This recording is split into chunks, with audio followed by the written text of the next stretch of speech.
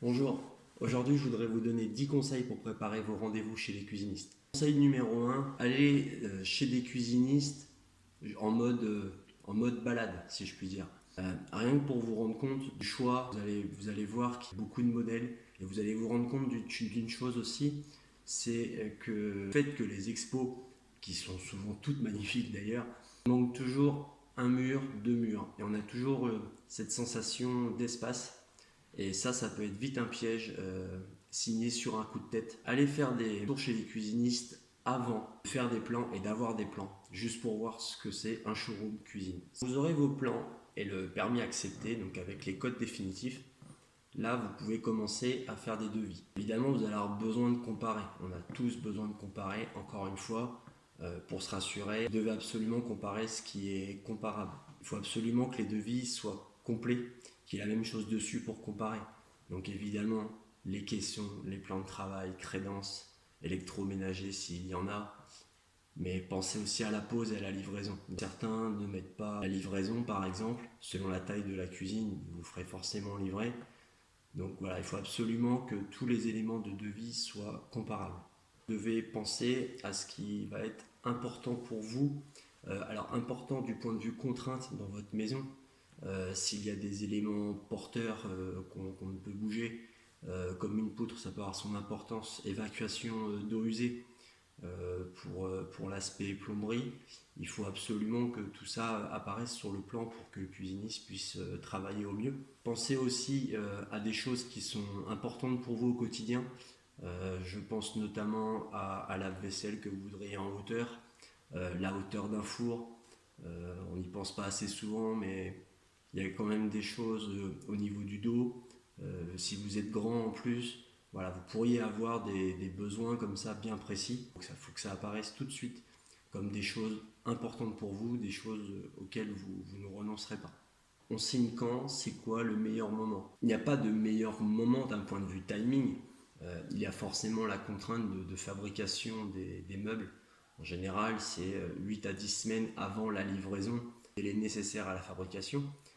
Néanmoins, si vos plans sont carrés, que votre permis est déposé et que vous êtes certain de votre choix, rien du tout ne vous empêche de signer un an avant. Vous allez avoir les plans techniques dans le bon timing pour votre électricien, pour votre plombier, le plaquiste si vous avez des éléments qui sont encastrés. Parce qu'évidemment, si vous changez d'avis et que vous demandez à casser un bout de placo, forcément ça peut générer une petite plus-value ou pour vous des travaux supplémentaires qui n'étaient pas prévus.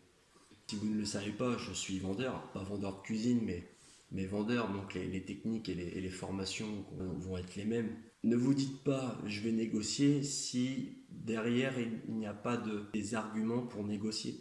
Est-ce que vous avez quelque chose à offrir au cuisiniste? Est-ce que vous ne lui avez pas dit que vous aviez besoin d'électroménager et que bah, du coup au moment de la commande, ah bah en fait on rajouterait bien ça, est-ce que vous faites quelque chose? Là il y a quelque chose à donner. Vous avez comparé et ailleurs on vous a fait une remise de 10, 15, 20, peu importe. Euh, et encore une fois, vous avez fait les conseils d'avant et vous avez comparé ce qui est comparable. Donc voilà, il faut absolument bien avoir ça en tête. Le parrainage, c'est aussi une bonne chose. Si vous êtes dans un lotissement et que vous êtes dans les premiers, je pense que ça peut fortement intéresser un cuisiniste d'avoir un panneau. Pour peu que vous soyez à l'entrée du lotissement, peut-être quelque chose à faire.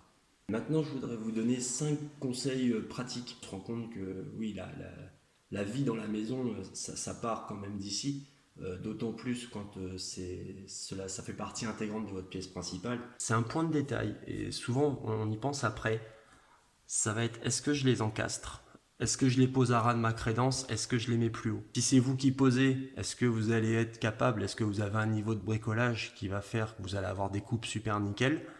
Par rapport aux plaques que vous allez mettre dedans, est-ce que vous n'allez pas vous attirer un petit rebord qui va être galère à nettoyer au quotidien? On a tout simplement fait le choix de pouvoir nettoyer simplement. Donc, au niveau des meubles, casserolier d'un mètre, la plaque, la crédence, la hotte, là on pourrait se dire tout est aligné, on a pensé à tout, c'est parfait. Et ben en fait non, puisque vous voyez bien que je ne suis pas centré entre ce retour de mur.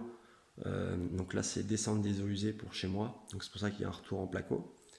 Et ici par rapport à la fenêtre. Ça ne me choque pas et puis on s'habitue aussi de ce genre Est-ce qu'on peut appeler ça un souci esthétique? Je ne sais pas. Mais toujours est-il que je sais que ça peut en gêner certains d'entre vous. Donc ça c'est pareil, pensez-y avant quand vous allez placer votre fenêtre. Est-ce que ça va être techniquement possible de tout centrer? Ou est-ce que comme dans mon choix à moi personnel, c'est pas quelque chose qui vous dérange? Certains cuisinistes vont considérer un tiroir à manche couvert par exemple déjà équipé, c'est-à-dire avec le tapis de fond, avec tout ce qu'il faut pour ranger les couverts, les fixations. Chez d'autres, ça peut être à part. Vous pouvez avoir fixation, tiroir, souvent ça va être ensemble, mais ces accessoires-là sont ajoutés après. Donc demandez bien s'ils ne vous mettent pas les accessoires, est-ce que ce sont des choses comprises dedans. Et donc là, on a un tiroir, dedans c'est équipé. Alors ça paraît pas ce genre de petites choses, mais ça fait vite quelques dizaines d'euros.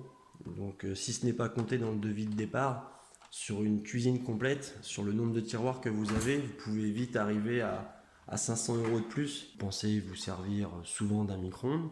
Si c'est le cas, vous allez avoir deux options. Soit de l'encastrer, soit de le poser. Il existe des systèmes comme ça, tout simplement. Sachez qu'il existe des moyens esthétiques de cacher un peu tout ça. De mémoire, une porte comme ça, on doit être sur une centaine d'euros. Donc s'il vous en faut une ou deux, il faut absolument y penser avant. Voilà, parce que ça va être des fixations différentes d'autres portes, donc ce ne sera pas le même tarif. Alors, vous avez sûrement déjà vu plein de meubles d'angle, que ce soit chez Ikea ou peu importe. L'idée, c'est pas de vous dire que ce que j'ai mis ici, les demi-lunes, ce sont des choses qui sont top. Ce sont des accessoires qui coûtent plusieurs centaines d'euros. Faut pas croire que ce genre de petits trucs en plastique ne coûte pas grand chose. Quand on n'a jamais agencé une cuisine ou pensé à l'aménagement, voilà, pensez bien qu'il existe de nombreuses possibilités. Ça, c'est ce qu'on appelle un filler, c'est ce qui va permettre à la porte de s'ouvrir. Alors, il pourrait être plus petit, hein. L'idée, c'est que la porte puisse s'ouvrir sans taper sur le mur. Là, en l'occurrence, c'est un tout petit meuble dans lequel nous, on met des plats.